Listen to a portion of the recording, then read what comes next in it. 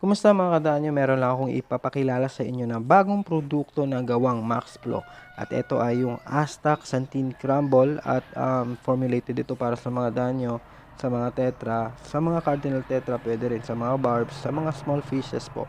Pwede po yung Aztac Santin Crumble. And kilalang kilala po yung Aztac Santin bilang pampakulay ng ating mga isda. At ito po yung ginagamit ng ibang mga groomers para mas mag-glow pa yung kanilang mga alaga.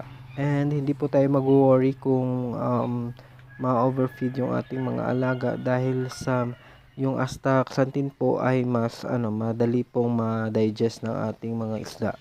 So hindi lang po for digestion, hindi lang coloration, meron pa po itong Max Flow ingredients para mas bumilis lumaki yung ating mga alaga, lalo na sa mga fry natin. So yan guys, at ipapakita ko rin sa inyo kung paano ako nagpapakain ng aking mga